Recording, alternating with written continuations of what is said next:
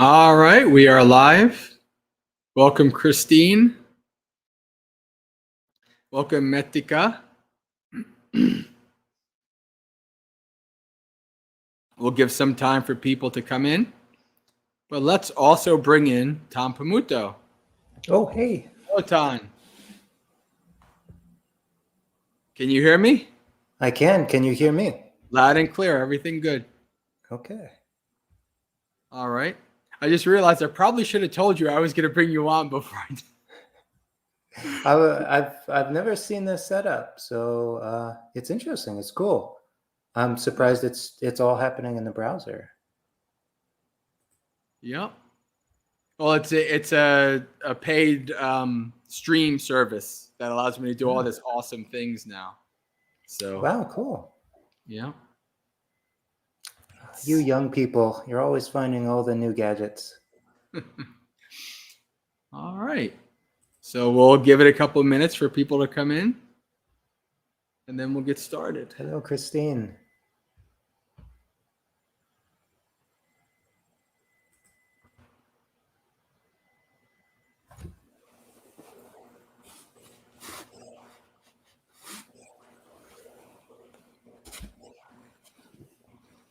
Is that chanting upstairs? Or voices in the background? No, that might be the fan. Oh, huh.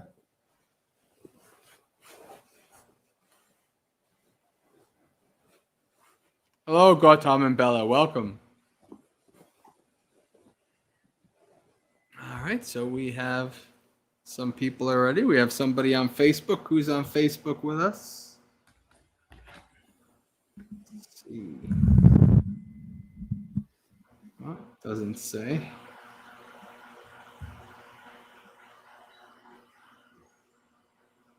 Hello, Anthony. Welcome. Reed, welcome.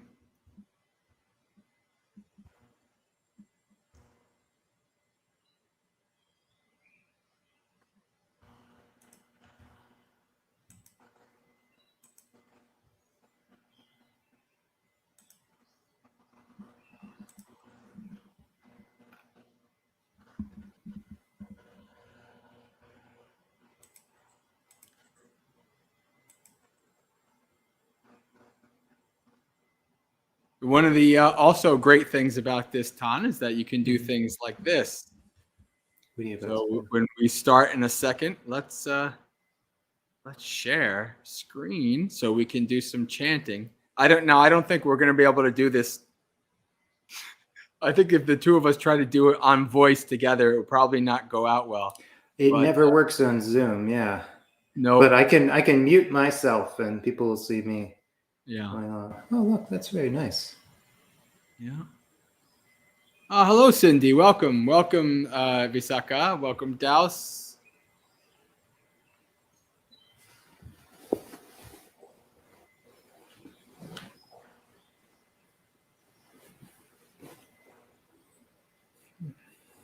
Giving it about another minute or so, then we'll get started.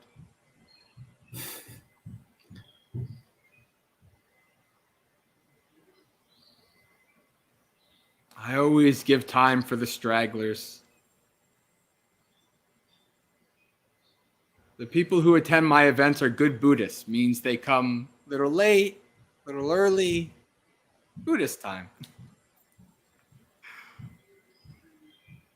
All right.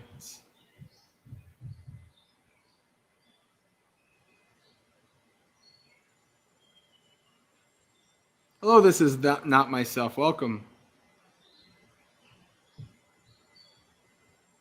It's a good use of a TV. Yeah. Yeah, Visakha, Elaine also does that. She says she Chromecasts or whatever to the TV. Oh, yeah. I don't know exactly how that stuff works. But, yeah. All right, I think we should get started now. So we'll start out with the little chanting. As always. Namo tassa bhagavato arahato samma sambuddhassa. Namo tassa bhagavato arahato samma sambuddhassa. Namo tassa bhagavato arahato samma sambuddhassa. Paticca samuppada anuloma. Avidya paccaya sankara sankara paccaya vinyanam vinyana paccaya nama rupang nama rupa paccaya salayatanang salayatana paccaya passo passa paccaya vedana vedana paccaya tanha tanha paccaya upadanang upadana paccaya bhavo bhava paccaya jati jati paccaya jara maranang soka parideva dukkha domana supayassa sambhavanti evametassa kevalassa dukkha kandassa samudayo hoti. Patiloma avidyaya tveva se saviraga niroda sankara niroda vinyana niroda nama rupa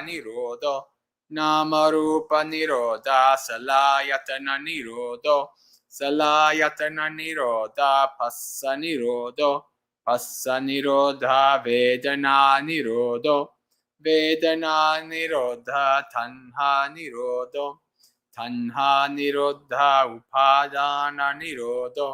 upadana nirodha bhava nirodha jati nirodha jara maranang soka parideva dukkha domana supayassa nirujjanti evametassa kevalassa dukkha kandassa nirodho hoti. All right, now the English, dependent origination, the arising of the wheel of existence. Dependent on ignorance, volitional formations arise. Dependent on volitional formations, consciousness arises. Dependent on the consciousness, mentality and materiality arise. Dependent on mentality and materiality, the sixfold base arises. Dependent on the sixfold base, contact arises. Dependent on contact, feeling arises. Dependent on feeling, craving arises. Dependent on craving, clinging arises. Dependent on clinging, becoming arises. Dependent on becoming, birth arises. Dependent on birth, aging and death arise, and sorrow, lamentation, pain, grief, and despair. Thus there is the arising of this whole mass of suffering. The cessation of the wheel of existence. Through the entire cessation of this ignorance, volitional formations cease. Through the cessation of volitional formations, consciousness ceases. Through the cessation of consciousness, mentality and materiality cease. Through the cessation of mentality and materiality, the sixfold base ceases. Through the cessation of the sixfold base, contact ceases. Through the cessation of contact, feeling ceases. Through the cessation of feeling, craving ceases. Through the cessation of craving, clinging ceases. Through the cessation of clinging, becoming ceases. Through the cessation of becoming, birth ceases. Through the cessation of birth, aging and death cease, and sorrow, lamentation, pain, grief, and despair. Thus there is the cessation of this whole mass of suffering. Sadhu, sadhu, sadhu.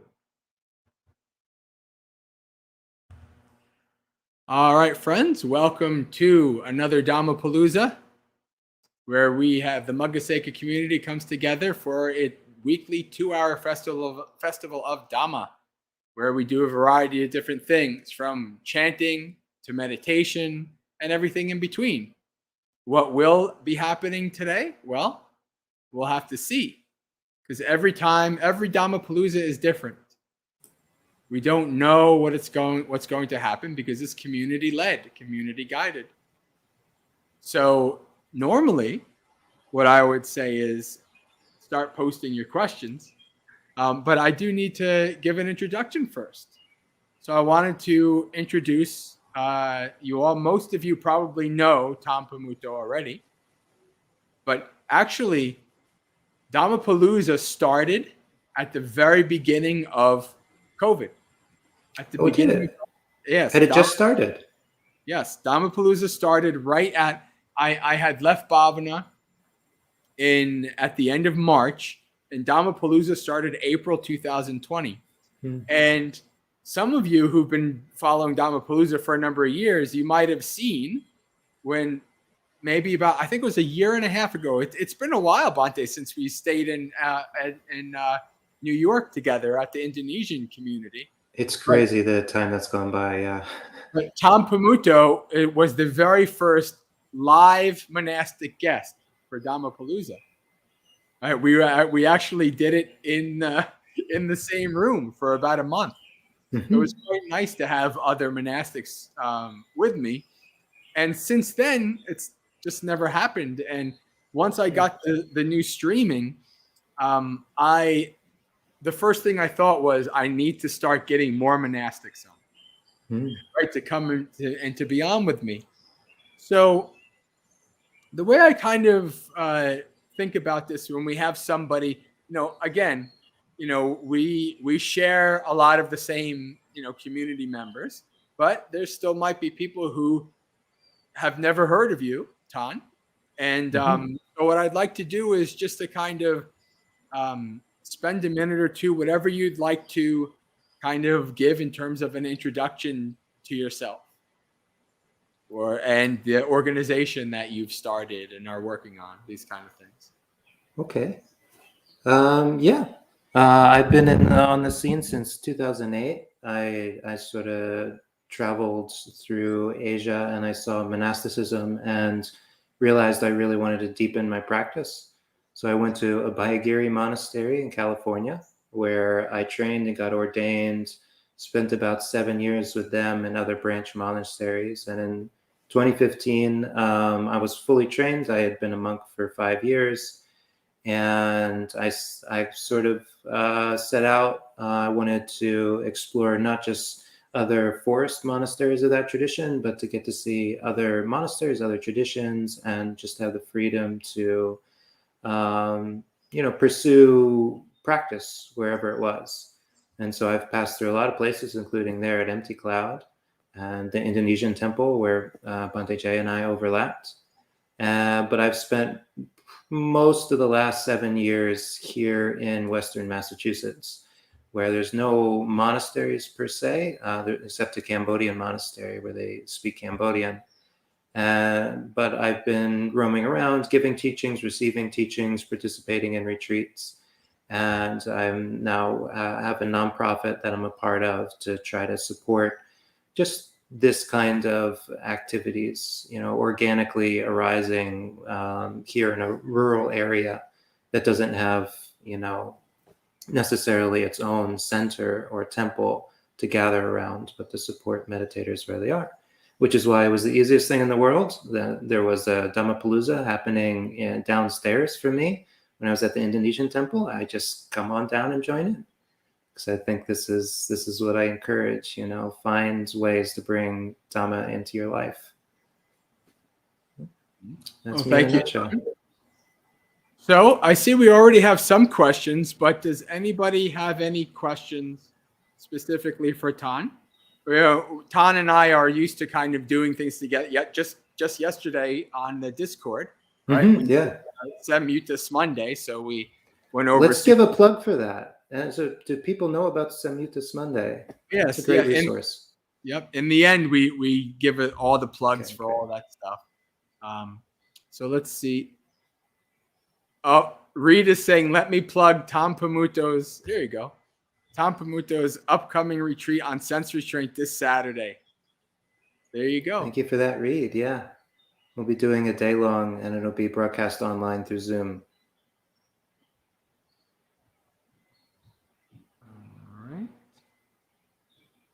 The topic will be sense restraint, which doesn't sound like, oh, I'd really love sense restraint. But for anybody who's trying to practice meditation, you find you work with it, whether or not you want to.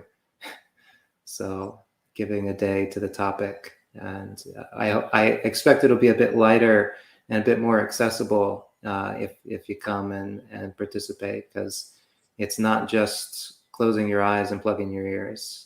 There's actually a lot of richness to it. All right. So we do have a few questions, but first, Cindy says, "What are these chants, dear Bhante?" So, Tahn, do you want to explain kind of like how different places have like chanting books and things like that, and then I'll bring up some links to put for Cindy so she can see the. Great. Yeah. Basically, the chants most of the time they're coming right from the Pali Canon. So they were spoken by the Buddha or his direct disciples. And what we're chanting is actually teachings that were given. These are not just superficial. We're like reciting the Buddhist teachings, in a hope of becoming familiar with them, learning from them, being able to study them. So that's why we did it not just in Pali, but in English. And the Buddha gave those particular chants, he gave that format many times. And yesterday during Suttas Monday, we ran through that sequence, I don't know, 4 times, 5 times, through a variety of suttas. So this is the Buddha talking about what's called dependent origination. And we were just reciting the links. And it's a great tool. You get to learn it, and then you're out and about somewhere, and you find you have some time, and you just start thinking, like, what were those links again? What comes, before consciousness? What comes, what does craving condition? And if you've chanted it, it might be there. And in terms of chanting books, I don't know if you're about to pop those up there, but you'll find a wide variety of chanting books across the Buddhist world. And many of them are just sampling, since there's so many teachings in the Pali Canon, many of them are just sampling their favorites. And so there's some that are very traditional, that have been traditionally chanted. And then other ones like that, is often chanted as part of other things, but to just pull it out and do it itself is sort of like Bhante J saying, oh, this is what I think I'd like to chant. Yeah. So we have kind of like a little Vinaya question here from Abby. Now, Tahn, can you see the side chat, Yes. or can you only see it? You can see the side chat too. I can see both. both. Okay. Yeah. Okay, that's good. So the question: are you able to get yourself a beverage, or must it be given to you? What do you think? We can help ourselves to water, but if the water contains sugar or juice, then it should be offered. Yeah, usually, my experience in multiple places is that a counter is offered, and then the monastic can go and get themselves a drink. Some places are more strict. Like I went with in Forest Dhamma in Virginia, the Meiji makes each monastic like a drink in a jug, like a juice drink, and then that's it. Like you don't get to go and it's like, I'm kind of thirsty for this or that. I just want to get that. So different things do it differently, but yeah, unless it's water, unless it's water has to be offered. You can, if I was with family, I could ask for a beverage. Can I say, can I have some of this? But usually, things have to be offered for you to be able to just, you can't, even if we're in the middle of the woods and there's a nice berry tree or an apple tree, we can't just go and take the fruit from that and eat it. It's against the rules. We have to be completely dependent on the laity. That's the way the Buddha wanted it to be set up, and for a good reason too. Yeah, and I think just to point out that we're using that language very intentionally, the language of offering. So once something is explicitly presented, like, hey, this is yours, then it's ours. It's not that everything needs to be given to us. Like we can't have a refrigerator that's stocked with drinks. It's like once things become ours, we can hang on to them for a certain number of days. We can manage them. We can give them to other monastics. So we're not helpless by any means. It's just that we don't own food.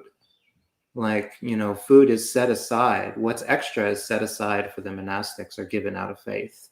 And that's what we partake of. We don't help ourselves to things. All right. Reed has a Dhamma question. Good Dhamma question. I have a question for the monastics. Can you speak about the differences between craving and clinging? Tahn? Bhante? Okay.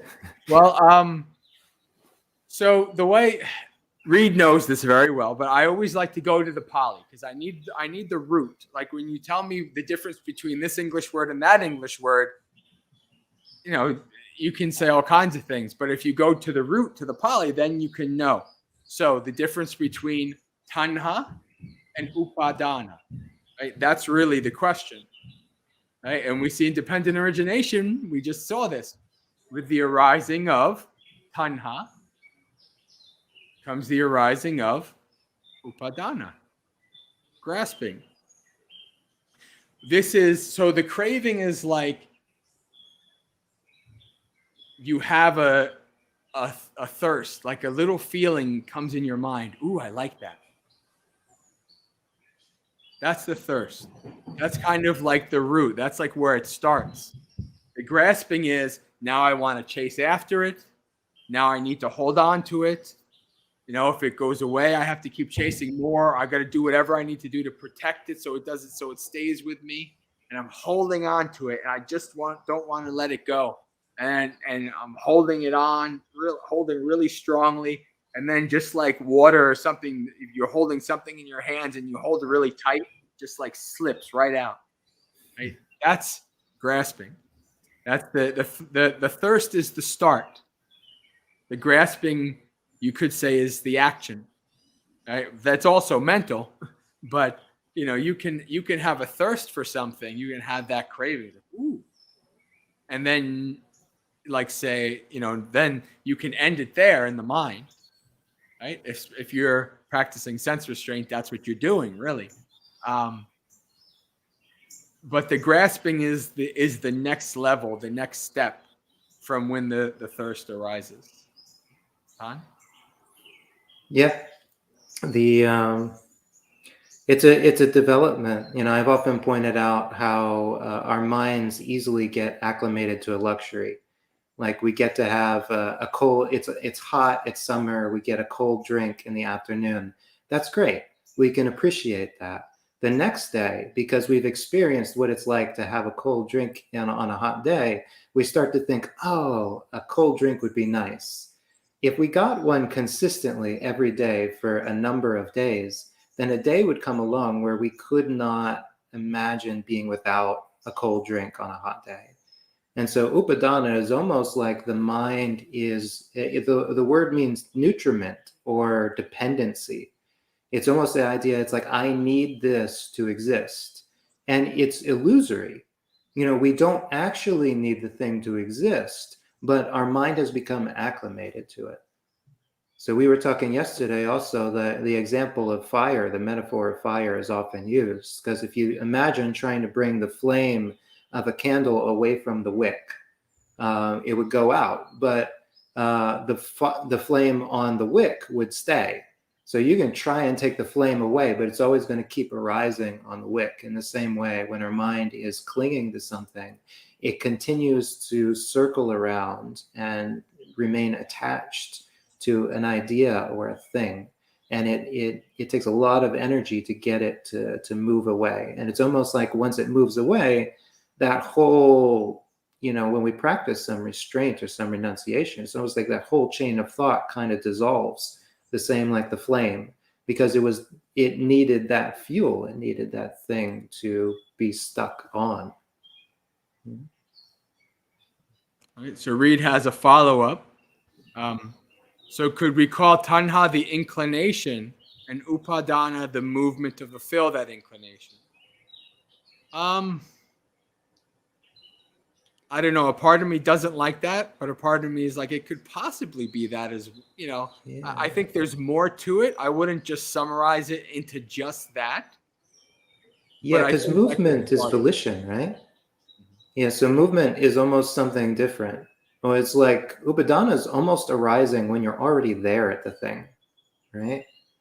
You don't have so much upadana for something you've never experienced. No. It's like you're already there. It's just getting away from it is what's tough with upadana.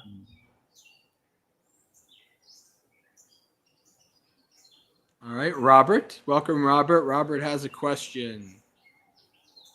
I've been getting into a very still spot in my meditation at times. An insight comes sometimes, and my whole body tenses, like a precursor to going deeper.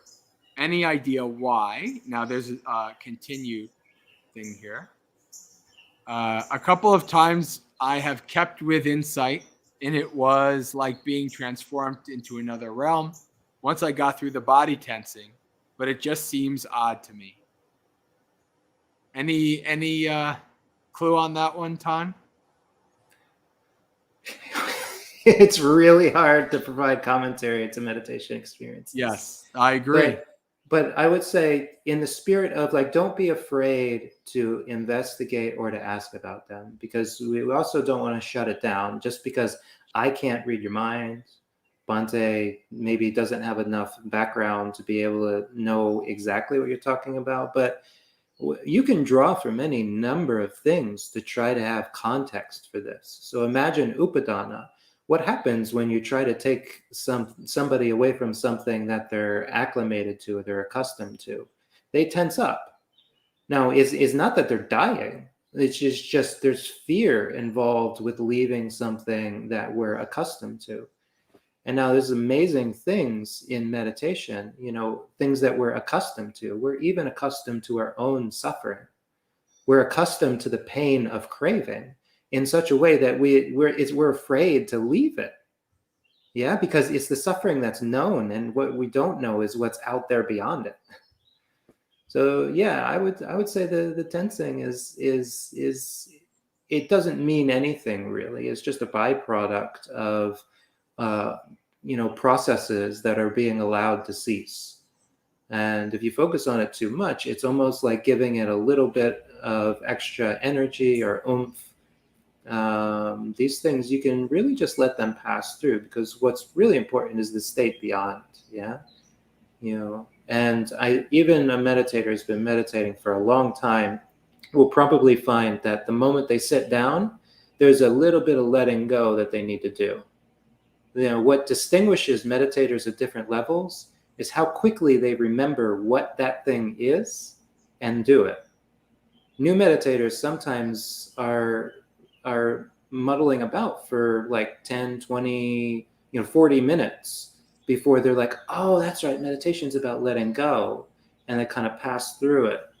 But other meditators, super experienced meditators, will sit down and be like, is there craving? Yeah. Okay, it's gone. It's not that they don't have it, because we live in a sensual world. So I've been contemplating. So I think what throws me off about this question is my whole body tenses. This is an interesting, because that's not my experience, especially before I go into a deeper state, like my whole body tensing. So it's an interesting, but the line here says like a precursor to going deeper. It reminds me of oftentimes what will happen with me is I will reach a point as my mind starts to get calm and quiet. I'll go through what I call an itch storm, right? Like all of a sudden it feels like my whole body is itching. I think what's happening is my mind is becoming aware of all that sensation that's happening at once. And then once I kind of just endure that and let it go and just go through that, and then I start to just slip deeper. And I'm wondering if that's kind of like Robert's kind of a thing here, where like that's just what he's experiencing. And I think that's, I wouldn't be like Tom was saying, not too attached to it, but try to see if it's like like you say, a precursor. You're kind of having a hint that it might mean something, like something is going to happen after that. And if that's the case with you, then that's the case with you. As long as you just don't get too attached to it and don't wish that it's something else or that it should be another way. Just experience it, let it be, and let the mind and let the process go to the next one. It's an interesting question. I enjoy when people do bring up meditation questions like this that makes me really think, because like you said, it's very hard to know what's in another person's mind. Oh yeah. And It's there's hard enough so to know much, what's in our mind. there's so much diversity in the mind. The meditators, I remember like earlier, like even before I was a monk, when people would ask me questions when I was on the Buddha Center in Second Life, and somebody would say like, you know, when I meditate, I have like visions and astral visitors come to me and this and that. And I say, geez, my meditation's boring. All I do is follow the breath. Nothing happens. Right. So it's like, that was like the first glimpse into me realizing how diverse the experience of meditation is. But so many more monastic teachers than I can count have all basically said the same thing about a lot of the phenomena that occurs. Don't become attached to it. Right? That's like one of the most important things. Don't become attached to it. Investigate it, but don't become attached to it. So I think we're good. Now, don't have a question, but I would buy a Dhammapalooza cap, hoodie, or t-shirt. So as a monk, I have nothing to do with that. If lay people, like somebody sent me an email and he set up the Maggasekha chanting book to be printed. Right. And I thought that was a pretty neat thing. He's like, Bhante is like, I hooked it up with this company. Are you okay with this? And I said, yeah, I mean, if people really want it printed, obviously you're going to have to pay to have it printed. But if people want it printed, they can. But it was real. I meant it really for it to be like a really hyperlinked, awesome PDF. But like if people do that kind of stuff, as long as they're doing it, as long as they talk to me about it and they're not doing it for profit and things like that, whatever. I mean, it's kind of weird. I don't know if I could endorse as a monk Dhammapalooza caps and hoodies. But if somebody wanted to do it for themselves, I don't know. Whatever. I don't know. I'm sure Ajahn Brahm has probably had to deal with that kind of thing before, but I don't think most monks have to worry about it. Okay. So somebody is calling me out on my on my promise that I would talk about this on Dhammapalooza. So I'd like to know more about Bhante J's Bhante Silananda experience. So this is something, I don't know, Bhante Pamutto, you might not have heard this story of mine before. Yeah, so you might appreciate this. So I talk about this story a lot when I'm talking about not self. And you'll understand why once I get to it. So this was my second or third retreat at Bhavana. So we're talking about like 2012. And it was a Metta retreat. I think it was actually my second retreat at Bhavana, 2012. And I had been already I had already been a Buddhist for almost 4 years by that point. Been a meditator for 7. So I'd already started to get little glimpses into not self and things like that. And I was at this Metta retreat, and Bhante Silananda, who's a wonderful monk, he lived at Bhavana for like 10, 11 years. He's not there anymore. But he was very important to my early days at Bhavana, both as a visitor and then as a monastic. So I have lots of metta for him. But sometimes most of you probably don't know, but I actually have a strong aversion to guided meditations. I don't like guided meditations.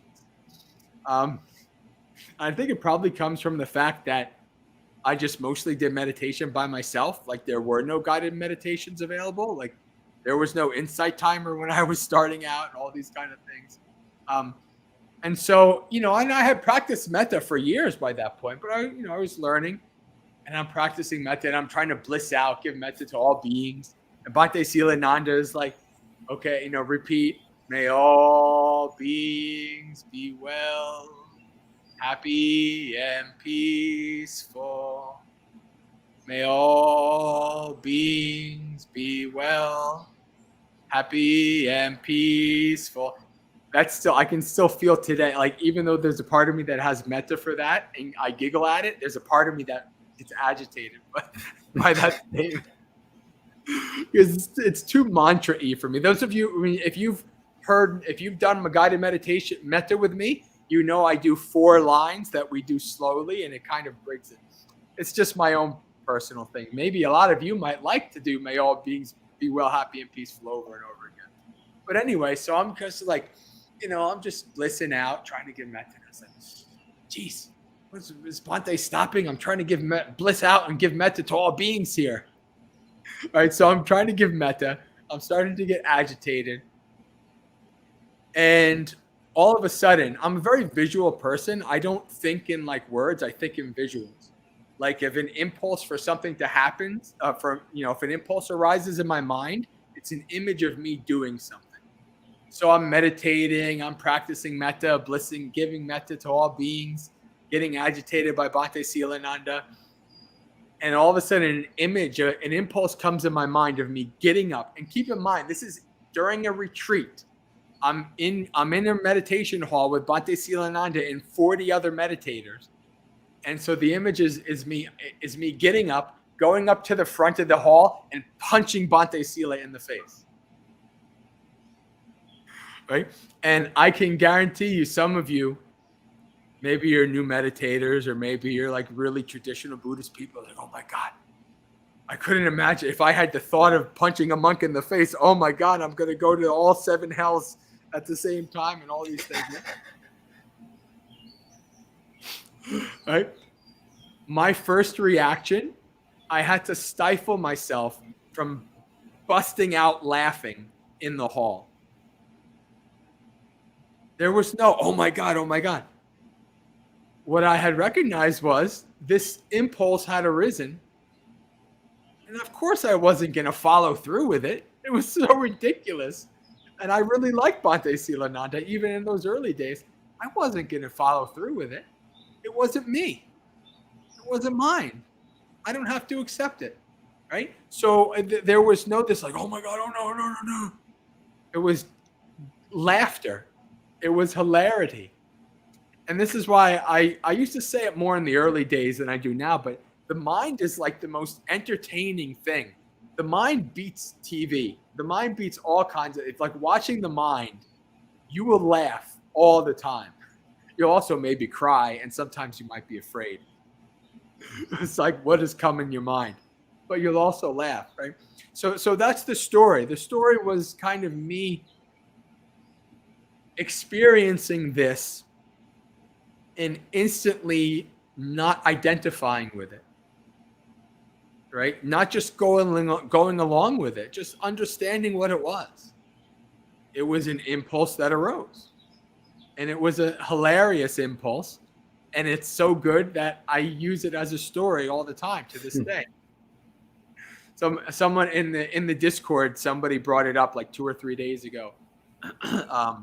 And people wanted me to say it, but I said it's better when I say it in person.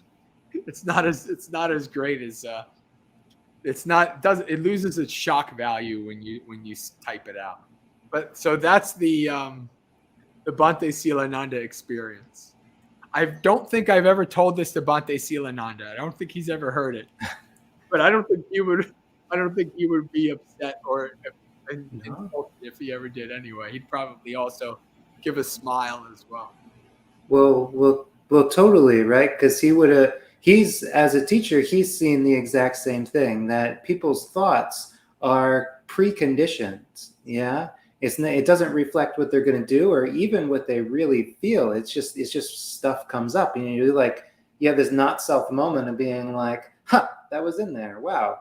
It's just like you had shaken a piggy bank and just a coin you didn't recognize fell out. If I could, it reminds me of a story I once heard. Do you know who Ruth Dennison is? I've heard the name, but I don't think I know anything about them. Yeah. So the Insight Meditation Society, before Spirit Rock, like way back when meditators are first doing these like retreats here in Massachusetts, actually. And Buddhism is just kind of landing in the 70s and 80s. And Ruth Dennison was a very early teacher at the IMS. And she was trained by S.N. Goenka and his teacher. Or she was a contemporary of S.N. Goenka. But she had a very different style. She would show up, and these meditators would want to be all stiff and quiet and formal and just do stuff in their heads. And she would make them roll around on the floor. She'd make them bark like dogs. She would do everything she could to poke them and be like, no, don't just sit there. Don't just be a lump. Like, look what your mind is doing. Investigate. And one day, one of the techniques she used was to give these long Dhamma talks, like into the night. And people, but out of formality, people would just have to sit there and just listen, and they'd get more and more frustrated and painful and annoyed. And she would just keep talking about this Dhamma or that Dhamma, and just watching them get frustrated, because it's not about what's right. It's about, look what your mind is doing to you. And at one point, this woman I got to know many years later, this was her Bhante Silananda moment. She was sitting there in this retreat, just miserable and just hating Ruth. And suddenly her mind created this image of taking Ruth, who's just this little older lady, and like putting her down on a rug and like rolling her up in the rug, and just sort of like cackling as she was doing it, just like rolling her up like a Ruth burrito, and just laughing. And she was just so shocked that this thought came up, and it was funny. It wasn't like mortifying. It was like, where did this come from? And it made the whole experience like not painful anymore. It is like, where did this come from? And at that very moment, Ruth stopped the Dhamma talk, and she just kind of got really reflective for a moment. And she's like, over the years, probably my students and probably some of you in this audience have had thoughts of killing me. But I just want to tell you, I'm still here.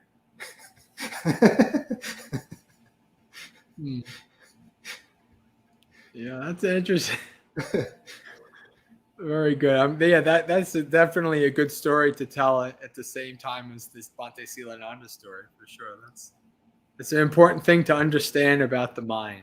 So, we have another question. Hey, Venerables, I sometimes meditate with my eyes open, and I notice visual distortions during my sit. I realize this is probably just normal. Just want to check. Light, space, focus, distortions. Anything, Tahn?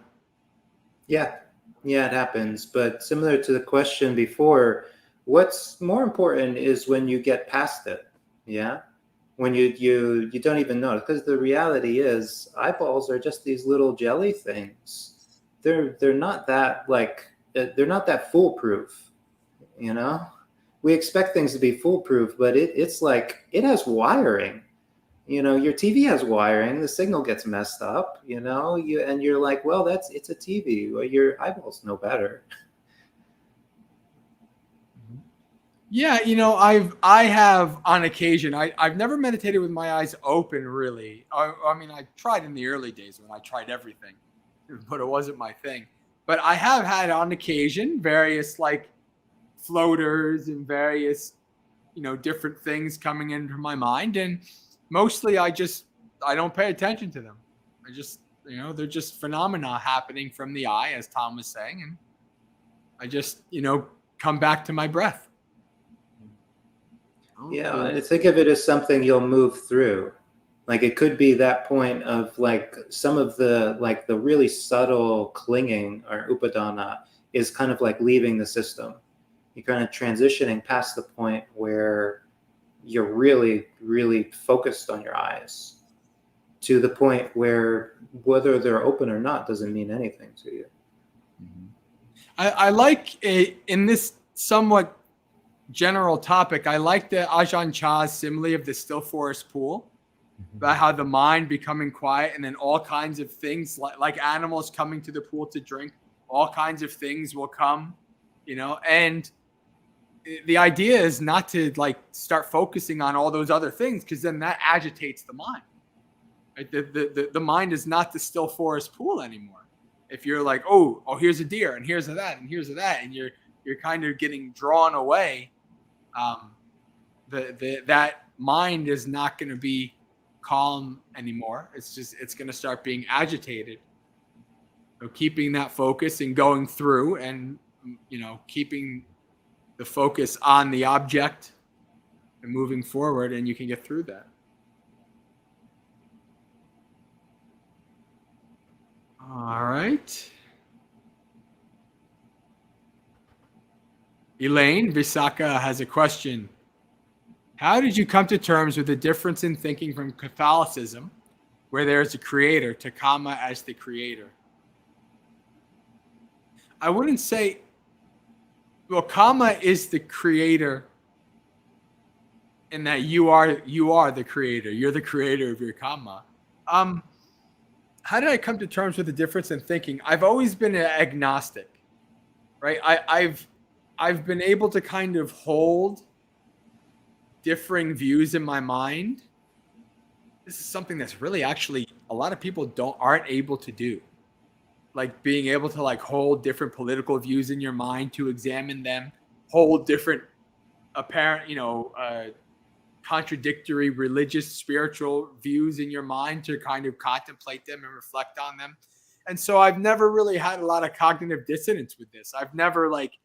I can't say that I was ever like a 100% believer in the Catholic God and all that stuff, but I've always been agnostic. So I've never had to kind of like figure it out or like change from one to the other. I'll often say like phenomena will happen. Like, and when I'm talking to my mom or whatever, or talking to somebody who's not a Buddhist, I'll say it's like, something will happen. I say, in Christianity, you'll say God did such and such, and in Buddhism, they would say this is the karma, or in another religion, it would say this is this. And it's like the phenomena is the same, but the perspective on like what's behind it is different, right? That's an interesting thing, right? It's not necessarily that what is being experienced is really that different between a Christian and a Buddhist. It's more a matter of the view of what is happening, right? This is why in Buddhism, right view is so important. I just want to contemplate the question one more time to see if I have anything else to say.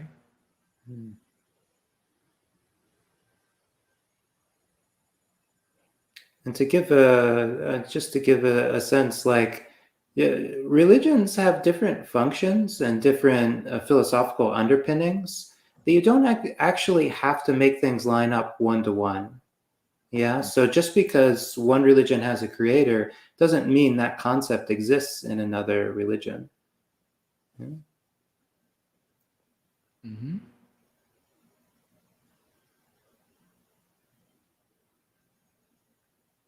Yeah.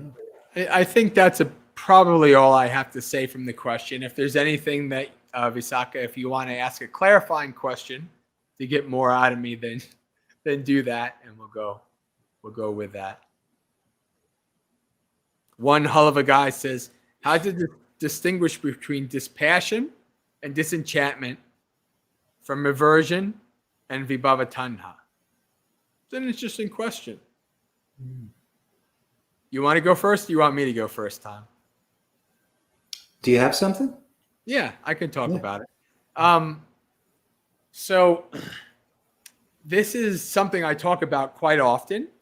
Like there's a lot of, like, especially when there's like young guys who want to ordain, young people, they're kind of like, oh, the world is horrible. I'm going to leave the world to become a monk. And they're trying to become a monk out of aversion, not out of disenchantment, right? And dispassion. That's the danger in that one, right? The difference. So disenchantment, nibbida, right? And then viraga, dispassion, are to be understood as things that arise through insight. Like the Buddha uses, there's a wonderful simile called sandcastles. And the imagery is amazing. You think about, and obviously I don't think that the Buddha had, the Buddha was not anywhere near the sea, I don't think, in his travels. But he uses the simile, or maybe they're like on the shore of a lake or something, of children building sandcastles. And they enjoy what they're doing, and they craft the castles with loving care, and they don't want other kids to destroy the sandcastle. And the Buddha says, while the children are enthralled with the castle and they really like the castle and they have passion for the castle, then the castle will be fine. But once that dispassion and disenchantment has arisen, then the children put it out of play, meaning like they just destroy it.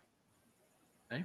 And Ajahn Jeff Thanissaro Bhikkhu has a simile that is close to that works, I think works perfectly as well, as somebody who's been around children my whole life, working with them in my career and even before that. Thanissaro has the simile of, like, if you've watched a child, like if there's like, especially if they're like young, like a 3 or a 4-year-old, if they have a favorite doll or a favorite toy, if you like put them in the car, like, we're going on a trip or we're going to bed or whatever, if they don't have that toy with them, they will scream bloody murder. Right? They want that toy. They want that binky. They want it, right? Because they're so attached to it. They want it. They love it so much that they want it. It's like a comfort thing, right? A comfort blanket, like Linus from the Peanuts. And then eventually, though, they grow older or they find another toy, and that toy just kind of gets discarded. It just is left in the corner. And they might still have nostalgia about it, but they're not excited about it anymore. They're not enchanted by it anymore. They don't really have any passion to play with it anymore. So they've let it go, right? Aversion would be like, oh, this is a stupid toy. And they throw it away. I don't like this toy. I don't want to have anything to do with it. That's a huge difference. That's a difference in the mind between letting go and agitation and aversion. Big difference. Right? There's also a big difference in saying, having wisdom and insight into this nature of samsara and saying, I don't want to do this again. Why don't I practice to end this cycle of samsara and the vibhava tanha, which can be that. So the positive aspect of vibhava tanha, I would say, can be also connected to having disenchantment and dispassion. It's like, I have to do this life all over again? I've been doing this over again? I don't want to do this anymore. That's vibhava tanha. Also, vibhava tanha is, I hate life. I can't stand it anymore. It's so much suffering. I'm just going to kill myself. That's vibhava tanha as well, but that's from aversion. Okay? And in Buddhism, that's the most hellish aspect of that is you kill yourself to get away with it, and you're just born again anyway. That's horrible. That's about as hellish as a hell can get, I think. But that's what I would say is a difference, right? It's the nibbida and viraga are coming from wisdom and insight. The aversion is coming from greed and hatred and delusion. That's what I would say. Anything, Tahn? It's great. That's a great answer. If anything, I'd say that with dispassion and disenchantment, it is, as you say, like right view is present. And what you'll notice with aversion and vibhava tanha is you might be able to see the downside in something, but there's still attachment. There's still like you want to do something about it. You want to get away from it. You want to minimize it. You want to destroy it. You don't like it. You're trying to get something better. And in our own practice, what we notice is we can be presented with the idea of dispassion is great, like being free of the world is great, like renouncing the world is great. And we try to do it. we try to get it, we try to rush to it because it's being held up as something good, but that's coming from we're generating karma through that. Yeah. And we might get that, hey, I don't want to pay taxes, so I'm going to renounce the world. But it's like, that's not coming from letting go. That's coming from trying to get away from. And when what's important to learn to look for, to what you're learning to distinguish, is those things which are already cool. And growing up out of something is a great example. It's like you don't think back to those children's cartoons and be the same way you did as a child. When you were a child, you knew all their different names and all their different little quirks, and you were so interested in the characters, and that was your whole world. And now it doesn't mean much. As dispassion really arises in our practice, that same principle is arising for things that still mean a lot to adults, like food, like fancy clothing, expensive cars, like being super popular, being super rich. And you find that actual honest dispassion and disenchantment is like, that's not everything. That's, whatever. You can have it or you don't, and you find that it just isn't what you're paying attention to anymore. And that's, you can trust that because it's already cool. Yeah. It's already perspective. More people talking about Dhammapalooza merchandising. Oh boy. Jeez, what have I created? And Reed, I appreciate the reference. I quite like it. I'm not going to put it on the screen though, because I am supposed to be a monk and I don't want to do too much pop culture stuff. All right. Let's see here. What do we have? Cindy asks if we have been to Bodh Gaya. Have you ever been to India, Tahn, or Thailand, or any places in Asia? Yeah, it preceded my becoming a monk. I spent a little time in India. I tried to make it to Bodh Gaya and Varanasi, but I started in Delhi and I got sick. Maybe I should have worked my way west instead of trying to work my way east. So I never made it. And over the years, I've thought, I wouldn't mind going if there was a tour group and there was other people. It looks like a really interesting place, but if I died today, I wouldn't feel that I had missed out on something. Because I have access to the Pali Canon, so it's like I don't feel like I've missed the Buddha. But Bhante, have you been to India? No, I've never been anywhere in Asia. Oh. I know there's a lot of times, Buddhist people, traditional Buddhist people ask me, have you been to Thailand? Have you been to Sri Lanka? Have you been to India? Have you been to such and such? Like, nope. As far as I can tell, if you're a Western monastic and you stay one long enough, somebody is going to bring you to the pilgrimage sites, right? Somebody's going to bring you to India. Like I've had a couple almosts, but I'm probably going to end up going to Australia before I go to India. So Australia trip in November. And if somebody ever says, hey, Bhante, you want to go to India? And I said, well, when do you want to do it? If it works, we'll go. No problem. I'm always willing to travel. Have robes, we'll travel. No problem. And it's funny, as you think of, you would go to Australia first. As a Bodh Gaya, what's in Bodh Gaya? Well, old structures and old places and old dirt. What's in Australia? Like, well, existing living sanghas and venerated teachers. Is like, which one would you take first? Well, yeah, the living sanghas, of course. Yeah, I mean, the anthropologist in me and the lover of history would love to walk in the areas where the Buddha might have walked and things like that. I like that kind of stuff. But yeah, obviously, same thing with me, Tahn. It's like, if I never made it to India, I wouldn't cry about it or regret it.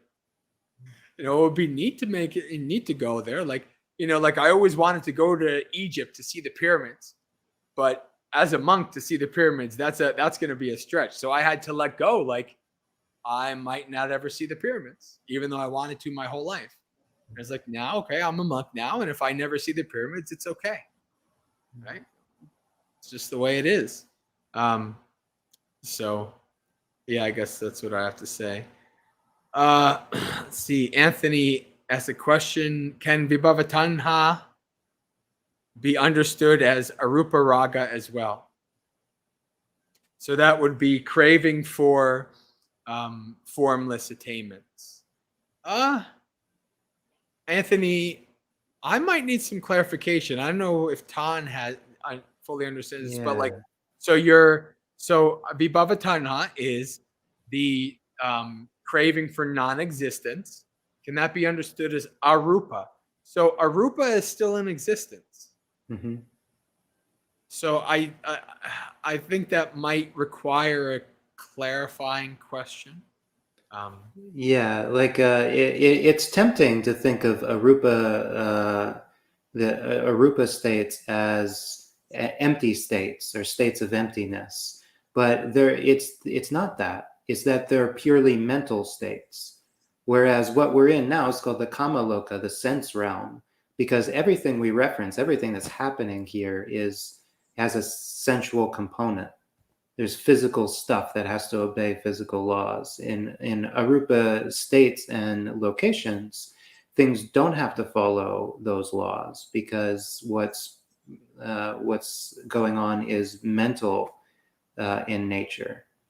So yeah, they're not. It's not really the same thing. Vibhava tanha is you're trying to get rid of something, and that could be in the mental realm as well. Like you're trying to get rid of a mental habit that you have and getting upset about it. Whereas the desire for formlessness is really the desire for experiences of the mind, of a mental formless state, not of empty states. At least that's what I think the question is pointing at.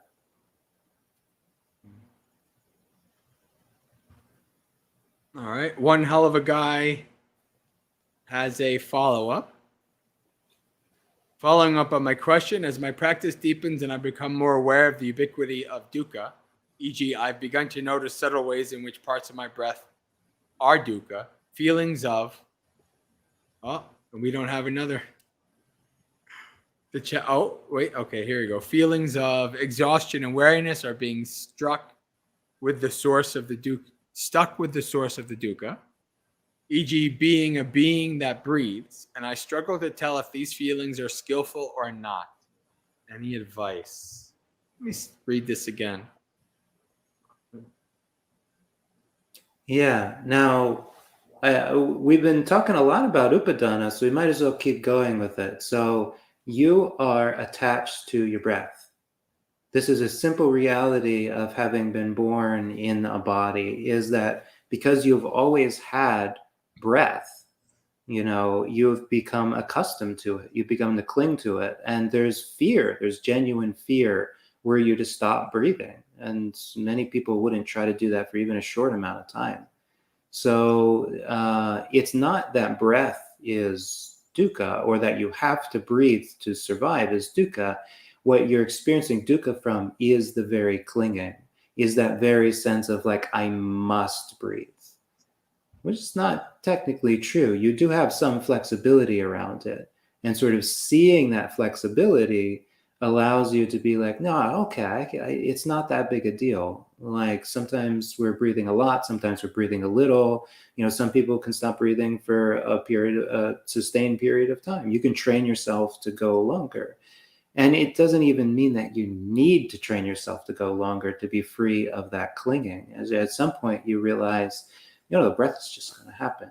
And then if you really checked in those moments where you just completely, you're just good, you don't care. Like the body is breathing, it's happy, I'm happy. If you really checked, you will see there actually isn't the same dukkha associated with it because there isn't clinging in those moments.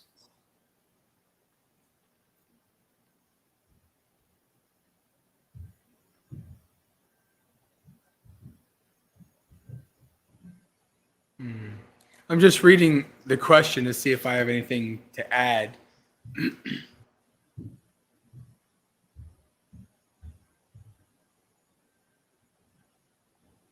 Parts of the breath are dukkha. So feelings of exhaustion. I know all about this all the time because I basically throughout my whole life, my regular breath is not a full breath. Like oftentimes during meditation, if I, really haven't really gotten deep enough that I fully let go of the breath, I'll just be breathing, just following the breath, and then I'll have the feeling that I have to get a big breath in, like I'm not getting enough air. And so, yeah, that's dukkha. All of these experiences are dukkha, but I would say not. Don't, if you're getting kind of like anxious and anxiety over that, then maybe you need to stop and pause. Yes, it's dukkha. Yeah, you have a body. You can reflect on that. Yeah, I have a body, and this body is a certain way, right? And I'm just going to have to deal with it, understand it, gain what insight I can from it, and move on.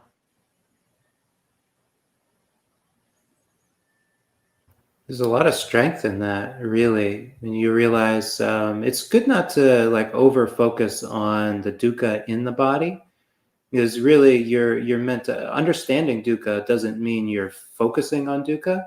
It means that you understand it's natural. It's there. It's almost like, of course the body hurts. It's like, that's what bodies do. And at that point, you realize a lot of the dukkha isn't even there. There are sensations, but it doesn't have to be like gross mental suffering. You're just like, yeah, sometimes I need to breathe heavy. Sometimes I need to breathe light. It's like, just like you, Bhante, I'm quite a shallow breather. And I've thought about that a long time. It's like, well, I probably feel a lot better if I naturally breathed really deeply. But, I never have. So it's like whatever. Mm-hmm. Maybe I will someday, but I'm not stressing it. So Anthony continues on. I guess the thinking goes, this is about the arupa attainments, I believe. Arupa. So I guess the thinking goes, because the body is cumbersome, getting rid of it might be the solution to suffering.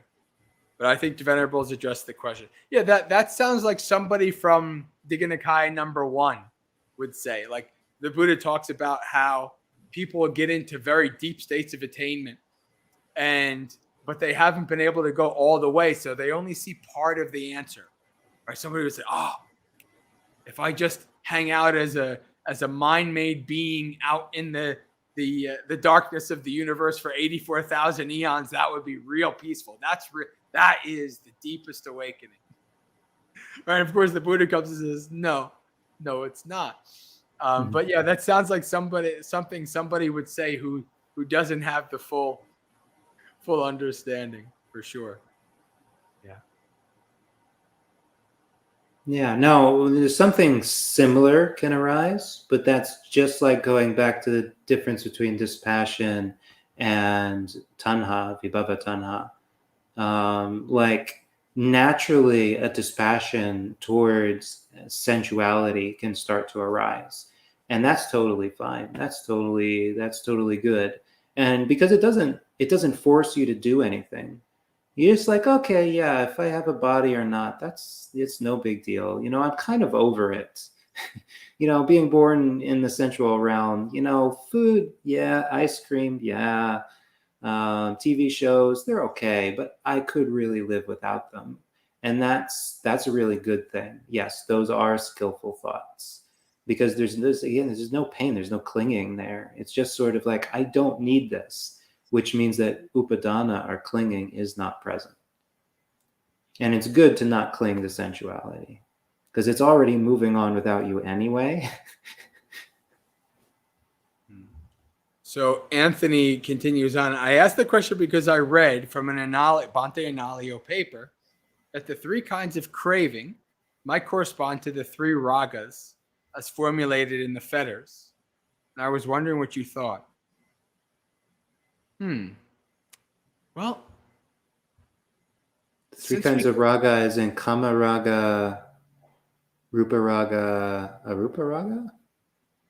I think so. Let's do How is something. Raga used?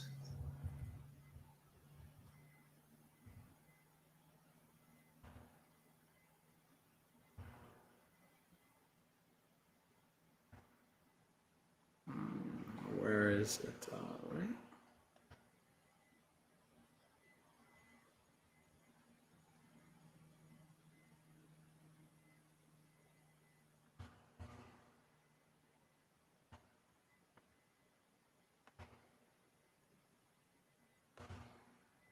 I might probably overdo the sharing screen, but it's new, so I probably.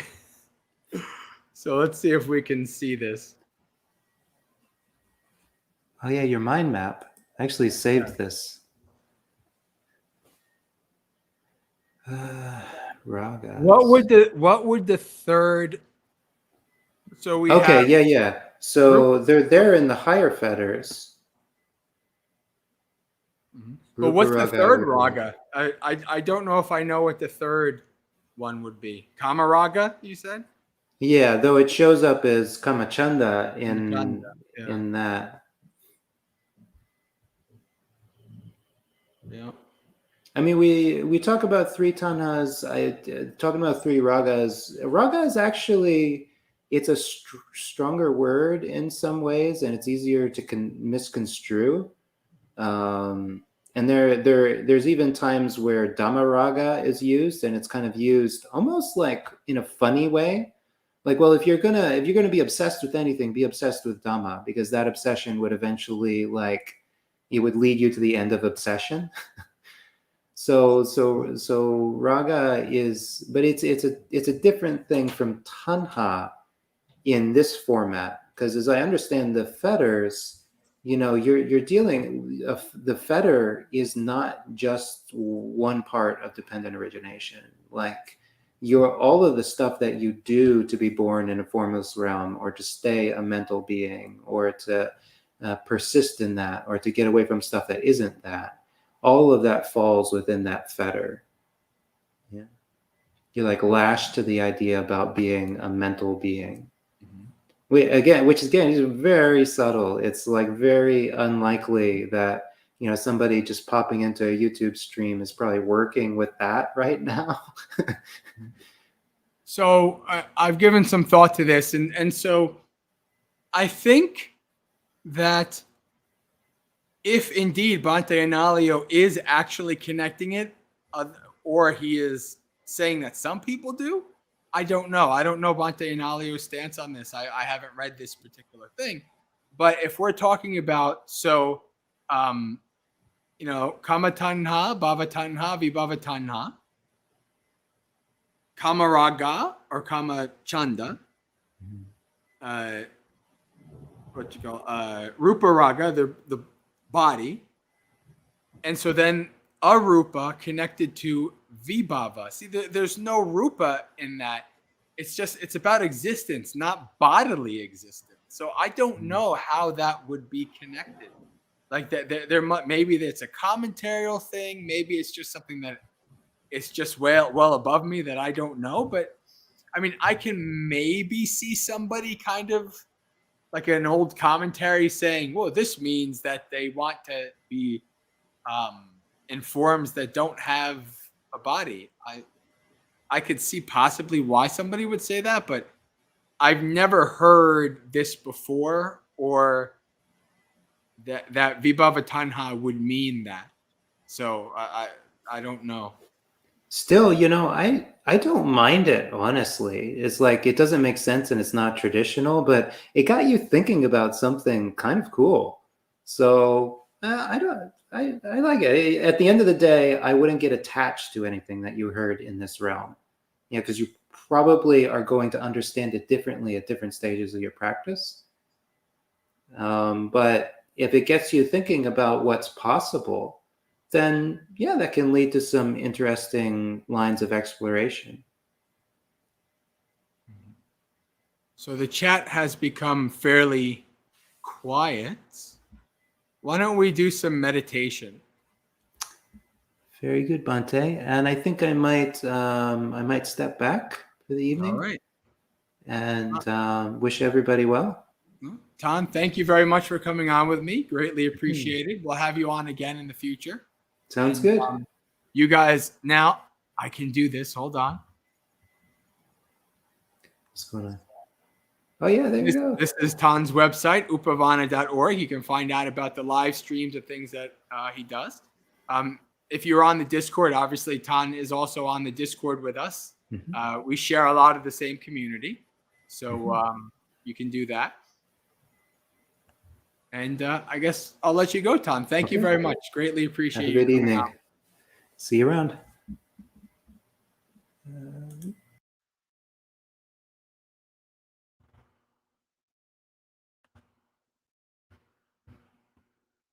All right. So I see we have somebody on Twitch who's been following us so far for a while. And we had 2 people on Facebook, so welcome. Although my phone is not telling me who's on Facebook, interestingly enough. I don't know why. Usually I like to say hi to the people on Facebook, but it is what it is. All right. So let's do our meditation. And then after the meditation, we'll do some reading of some Dhammapada, and then we'll do final business and close out.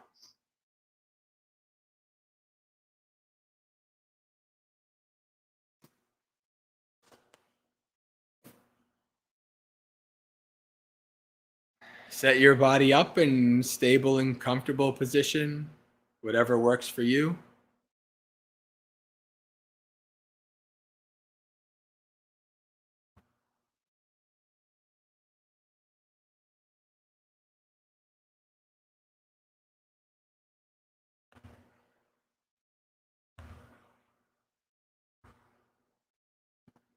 We'll take some time to scan through the body, starting from the feet, moving up to the head.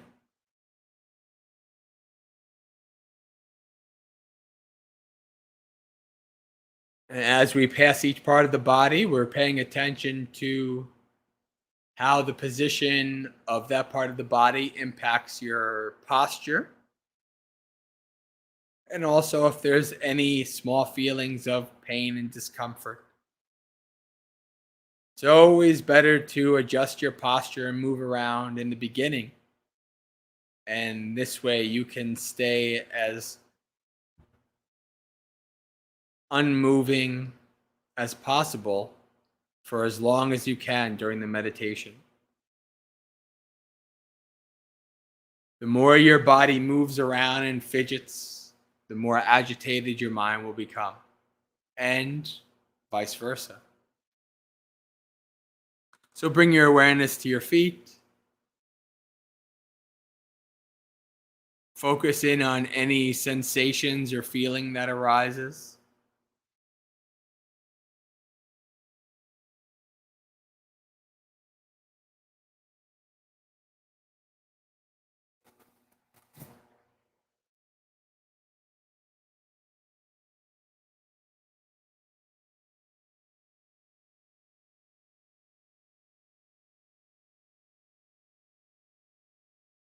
Moving up through to the ankles and the calves.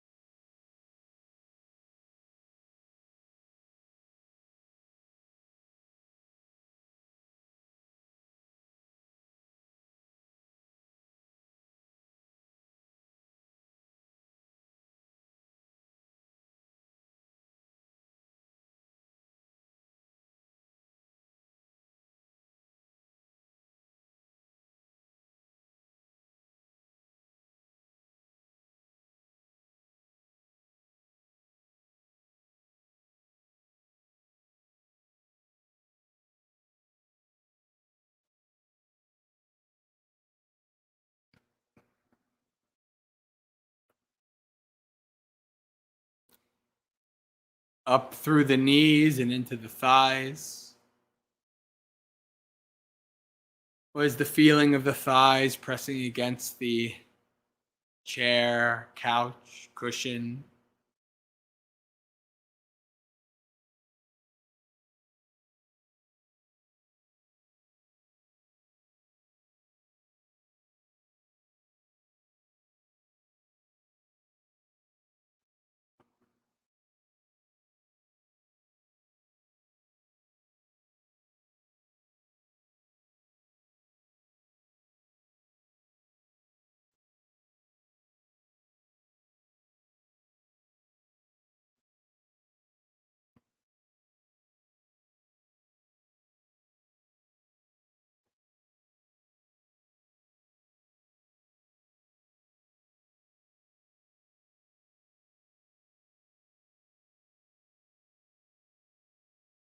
Up to the hips and pelvis.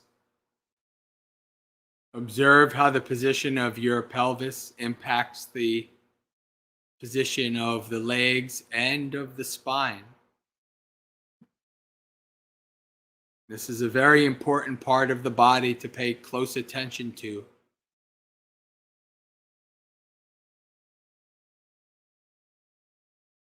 An imbalance here can cause pain in the back, pain in the legs. So observe what you can see, what sensations and feelings arise, what imbalances are there, and then adjust to fix these.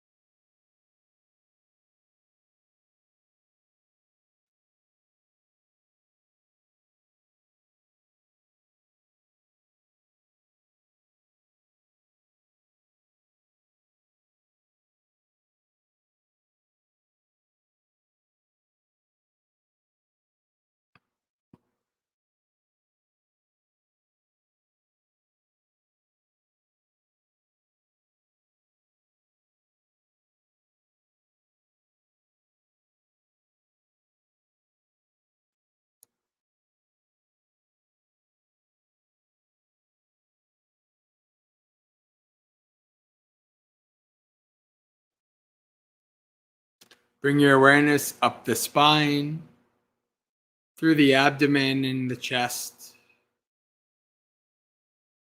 Observe if the spine is in its neutral position or if it's leaning or slouching here or there. A compressed, slouching, and leaning spine will cause back problems, back pain, as you sit for a long period. Try to pay attention to this as closely as possible.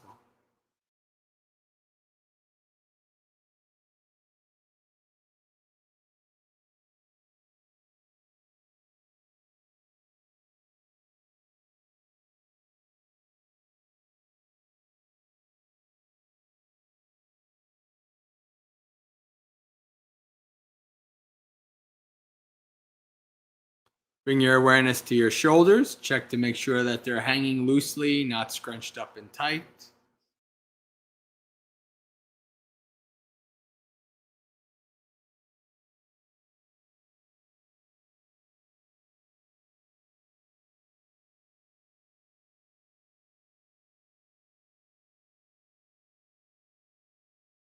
Down through to the elbows and hands.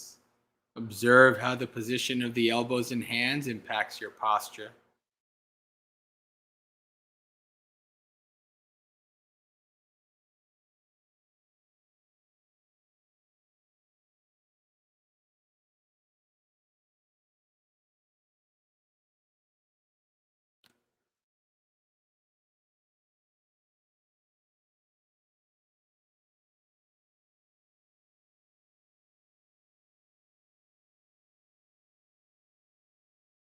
And finally, your head.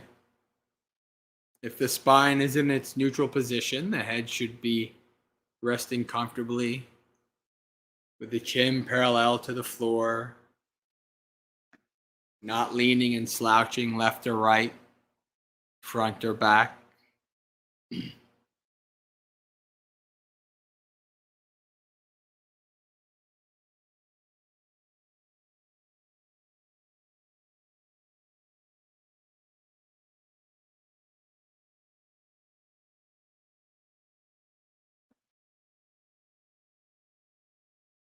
And when you're done setting up the body in a comfortable and stable position, let the body go and take 3 deep breaths.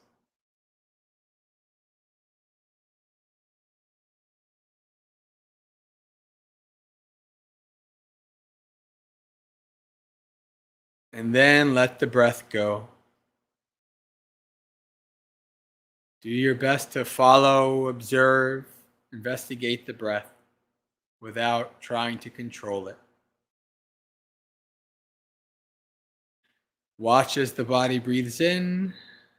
Watch as the body breathes out.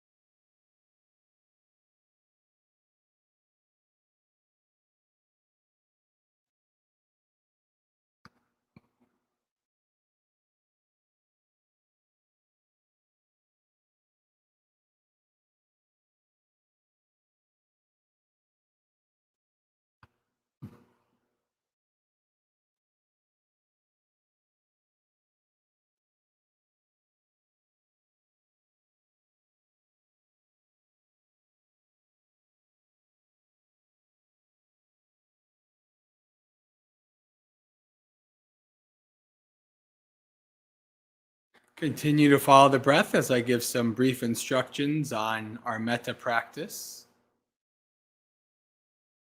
Metta practice is done with both words and or visuals, but the words and visuals are just a means to an end. We use the words and visuals to develop a mind free of ill will and warm-hearted feelings of friendship for all beings.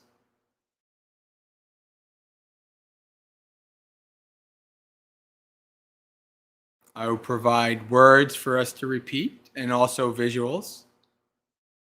You can use the visuals if you like or not. It's up to you.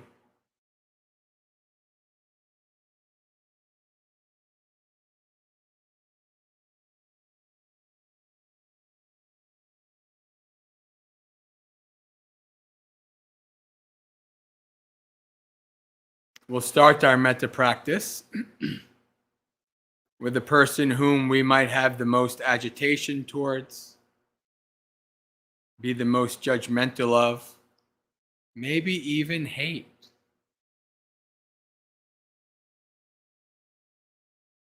That person is ourselves. We cannot hope to have metta for all beings if we don't have it for ourselves first.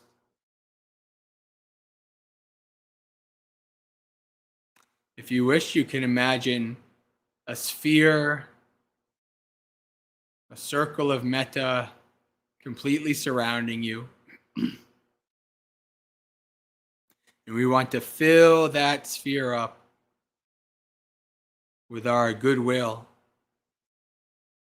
our friendliness.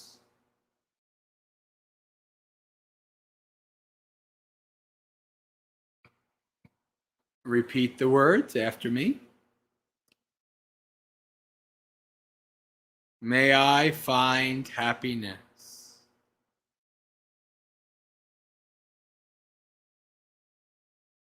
May I find peace.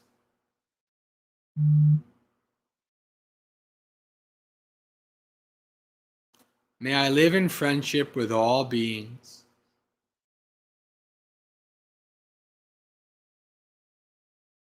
May I find release from suffering.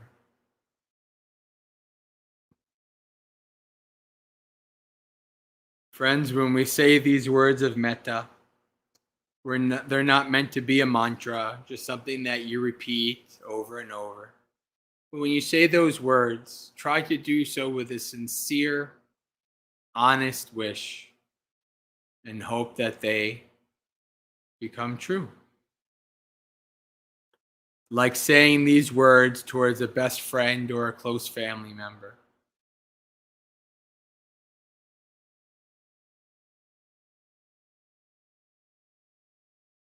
If you also wish, you can imagine an image of yourself in front of you, like looking in the mirror. And you could say the words towards that image.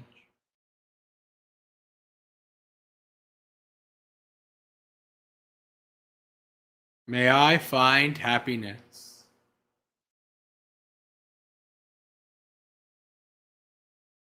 May I find peace.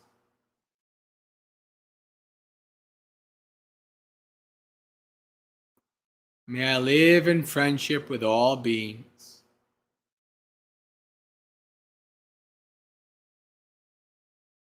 May I find release from suffering.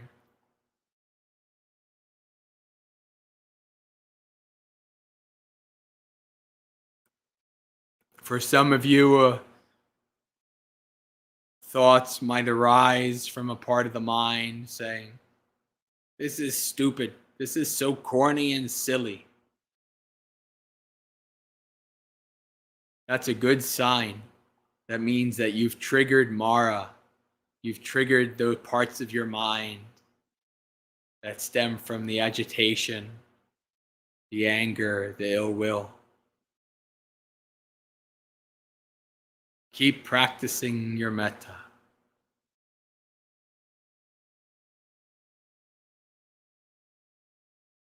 May I find happiness.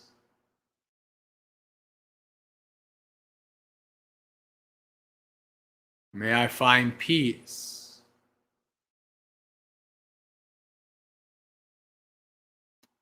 May I live in friendship with all beings. May I find release from suffering.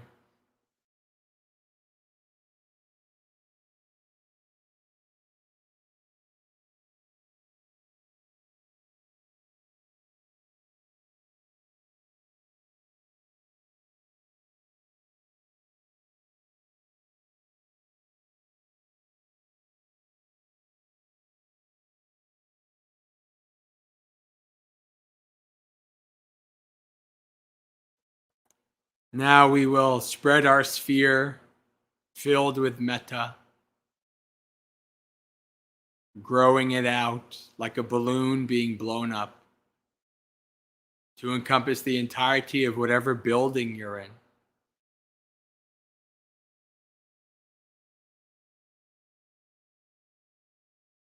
May all of us in this building, human, animal, insect, invisible beings, may all of us in this building find happiness.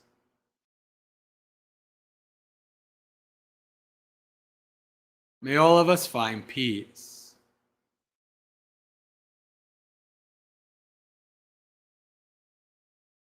May all of us live in friendship with each other.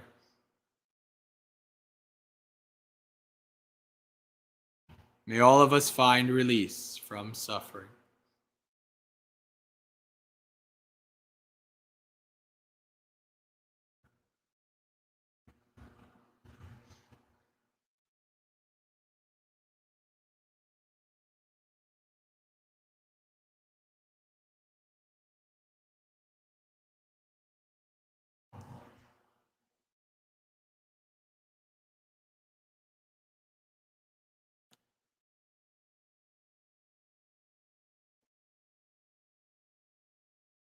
Spread your sphere to encompass the entirety of whatever town, village, or city that you're in.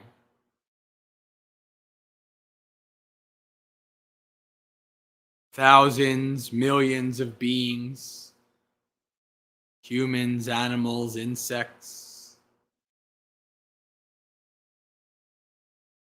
whatever beings there may be in this town, village, city. May all of us find happiness.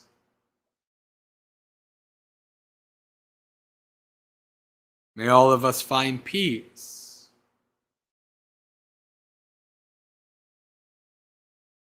May all of us live in friendship with each other.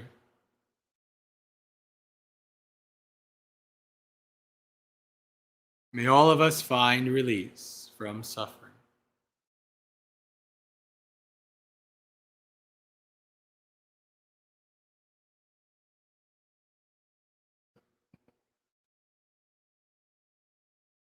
Spread your sphere out to encompass the entirety of whatever state, province, region that you're in.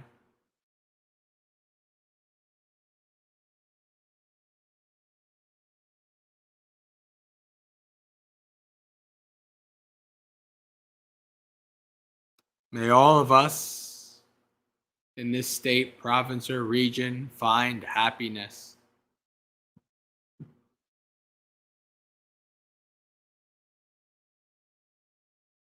May all of us find peace.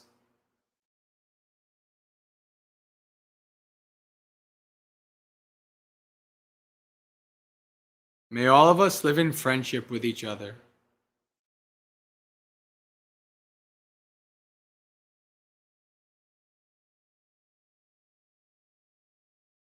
May all of us find release from suffering.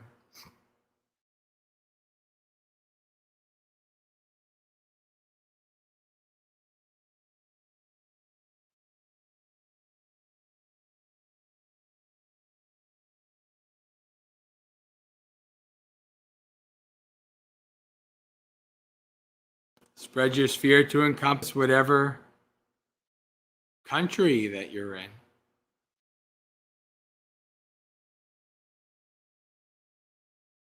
May all of us in this country find happiness.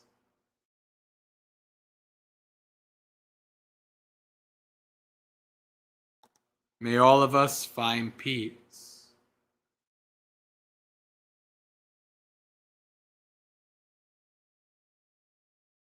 May all of us live in friendship with each other.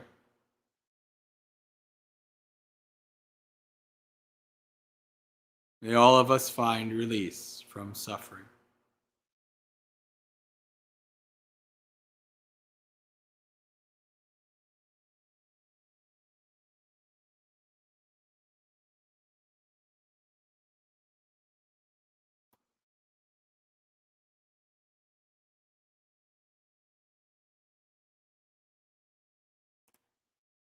Friends, when we practice metta, we do so indiscriminately. We don't give our metta to some beings and not to others. When we practice metta, sex does not matter, gender, race, ethnicity, religion, political affiliation, country, sports team, whatever different ways that we categorize and understand our differences. Metta is limitless and exalted. We do not hold back our metta, just as the sun shines its rays down on all beings without distinction. So too do we give our metta to all beings, holding nothing back.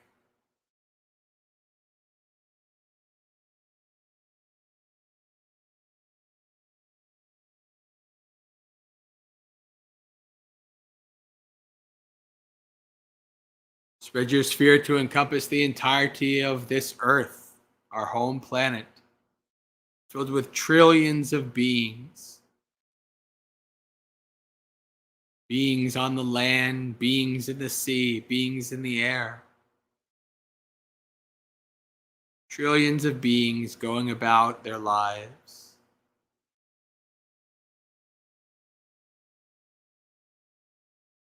on this pale blue dot in a sea of darkness. If you wish, you can visualize the earth in your mind, completely and utterly surrounded and covered and fully pervaded by your sphere of metta.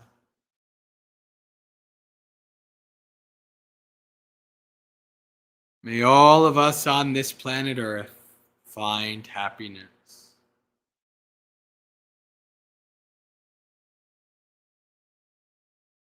May all of us find peace.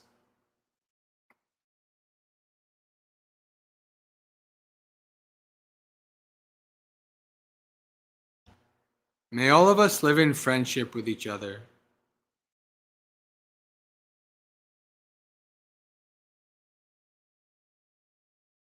May all of us find release from suffering.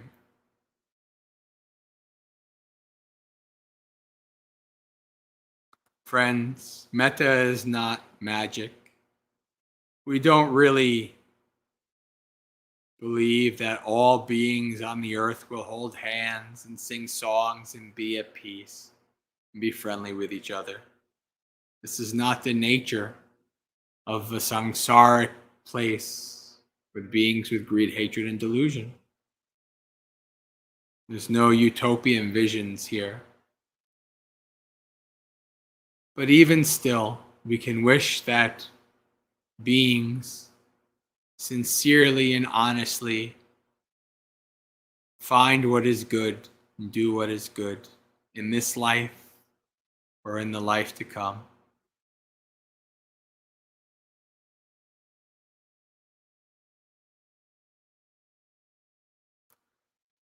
Spread your sphere out to encompass the entirety of this Milky Way galaxy, hundreds of billions of stars and planets.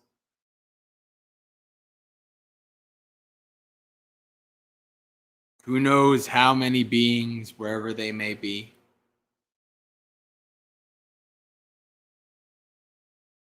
May all of us in the Milky Way find happiness. May all of us find peace.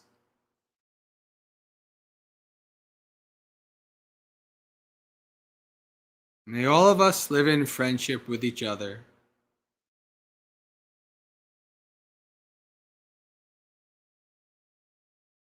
May all of us find release from suffering.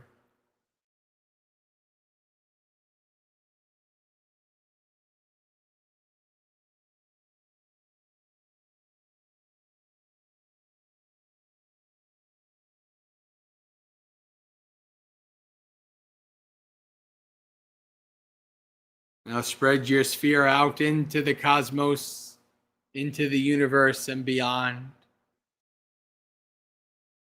Whether there's one universe, multiple universes, dimensions, wherever sentient beings may be, siblings in suffering on the samsaric journey.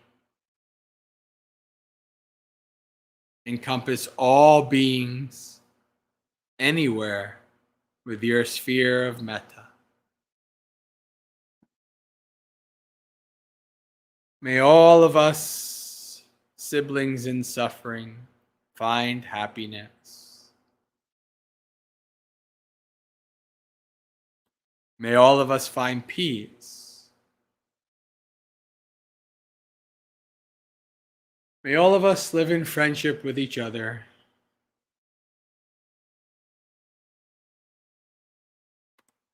May all of us find release from suffering.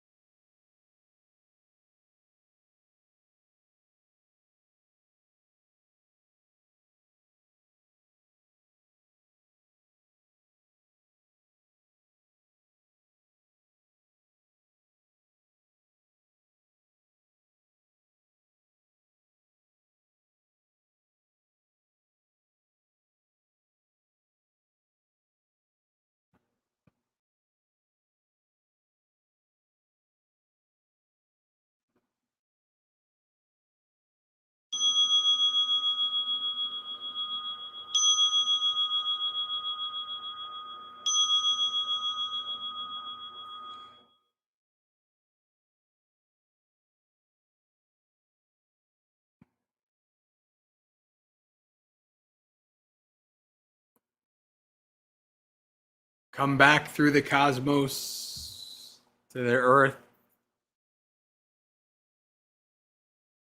to the building you're in. Start to open your eyes.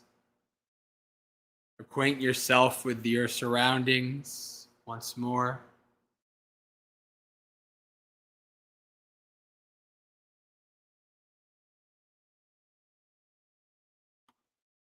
And so, friends, we have about 10 minutes before we do our final business and sharing of merit. So why don't we read some Dhammapada?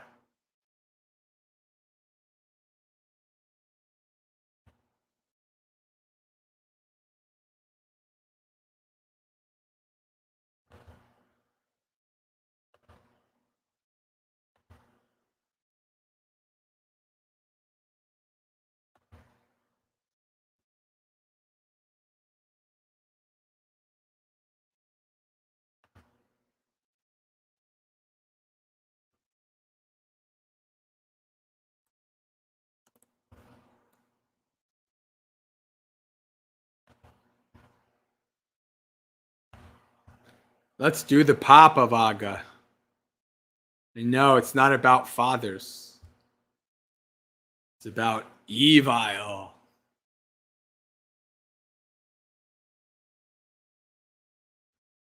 Chat's been rather quiet for quite a long time. Ah, there you go, Sindhu. Let's read about evil. Papa.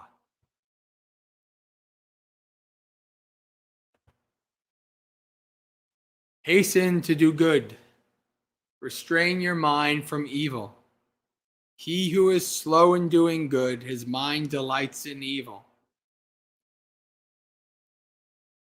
Should a person commit evil, let him not do it again and again. Let him not find pleasure therein. For painful is the accumulation of evil.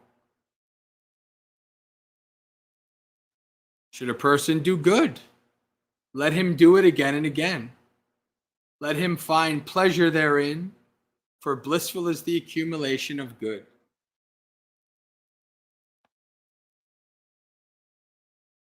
It may be well with the evildoer, as long as the evil ripens not.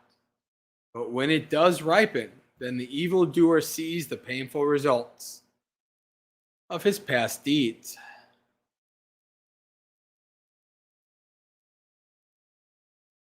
It may be ill with the doer of good, as long as the good ripens not. But when it does ripen, then the doer of good sees the pleasant results of his good deeds.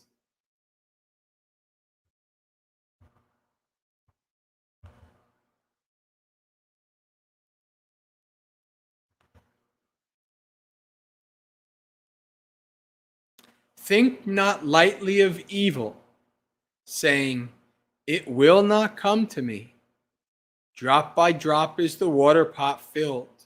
Likewise, the fool, gathering it little by little, fills himself with evil.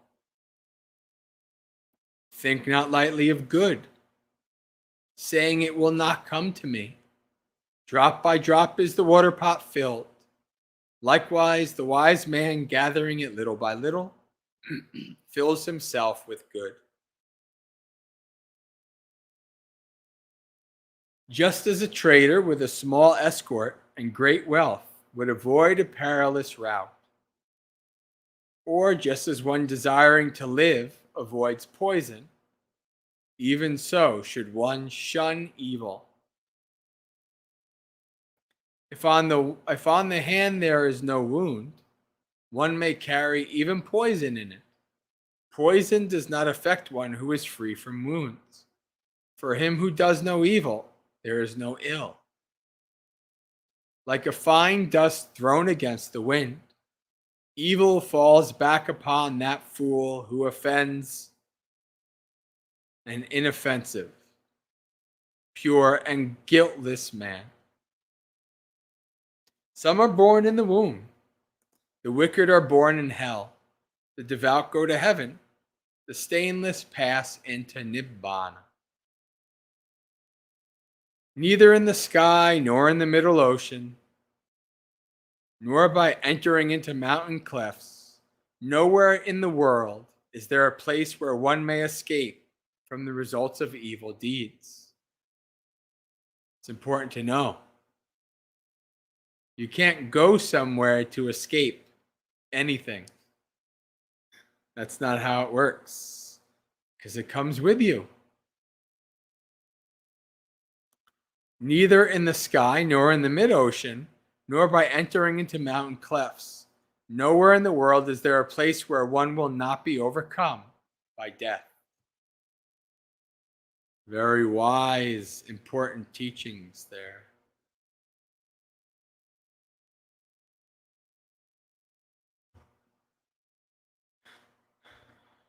We have some time. We'll do the next one. Violence. All tremble at violence. All fear death. Putting oneself in the place of another, one should not kill, nor cause another to kill. All tremble at violence. Life is dear to all. Putting oneself in the place of another, one should not kill, nor cause others to kill. One who, while himself seeking happiness, oppresses with violence other beings who also desire happiness, will not attain happiness hereafter. One who, while himself seeking happiness, does not oppress with violence other beings who also desire happiness, will find happiness hereafter.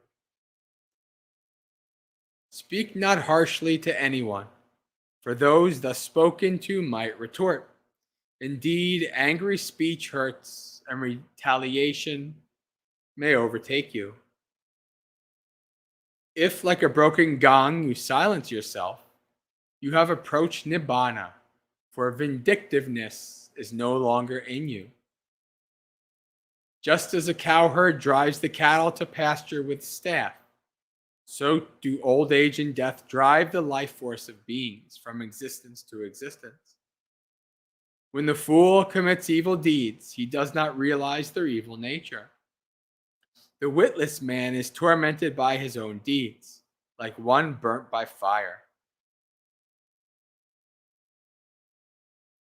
He who commits violence on those who are unarmed and offends those who are inoffensive will soon come up to one of these 10 states. Sharp pain or disaster, bodily injury, serious illness or derangement of mind, trouble from the government or grave charges, loss of relatives, loss of wealth, or houses destroyed by ravaging fire.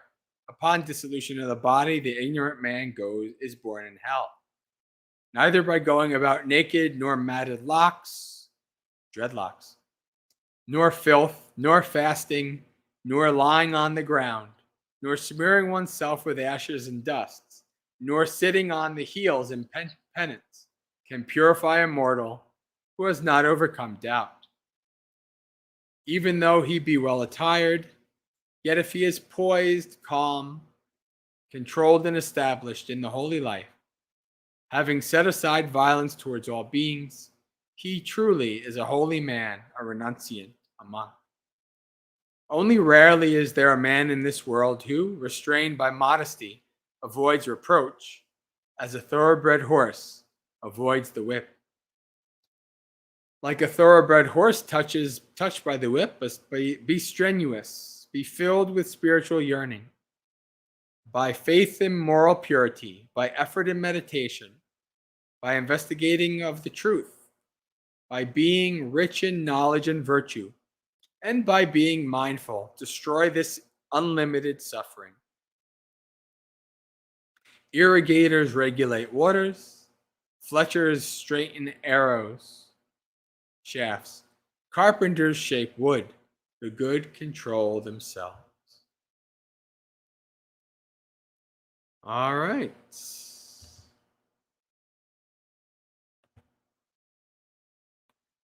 So, friends, we have come to the end of another Dhammapalooza.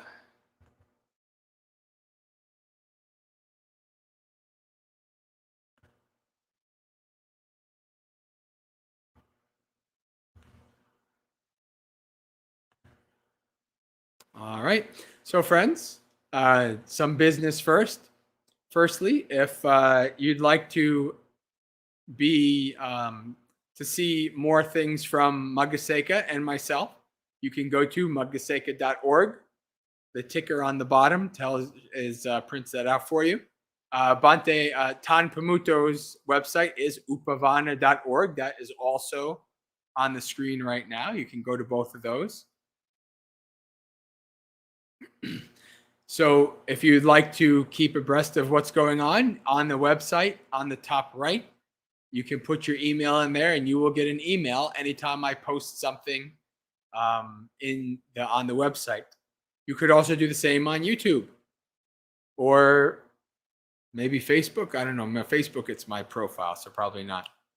Maybe also Twitch. I think you can do it on Twitch too. You can subscribe. So if you click the bell and click subscribe and then click the bell. Anytime I come out with a new video or a live stream, you'll get notified. That's another way to keep in touch. So in terms of the schedule of events, every Monday, 8 p.m. Eastern, New York time, we have a Dhammapalooza. Wednesdays, if I have questions, then I do an Ask a Bhante question video. Or some other videos I might get started up soon, like reading through the Dhammapada and giving commentary. I don't know. We'll see if that comes to be. And then also, we do have an online community on the Discord program. This community is specifically focused on the suttas, the early texts. It's not a general Buddhist community. It is a specific early Buddhist text community that is our focus for both study and practice. So if that does sound like something that might be interesting to you, you can send an email to the email listed and then ask for an invite to the Discord to join us. And I think that is it for the announcements. I do have a retreat coming up. August, what would that be? 13, I think? 12, 13, yeah. So the weekend of 12th, 13th, and 14th, I have a retreat coming up. You can find it on the website. It's all about learning and understanding how to read and get into and understand the suttas. So if that's something that's interesting to you, join the retreat. Spend a weekend with me and I'll give you some tips and tricks. And hopefully after that weekend, you'll be better able to understand and navigate and read the suttas.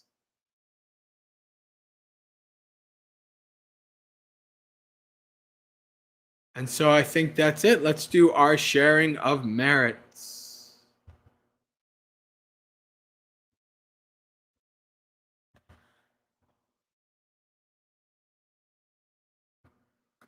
Pay no attention to the typos. I will have to fix it eventually when I remember. Where is it? Oh, that's right, because it's a window. There we go.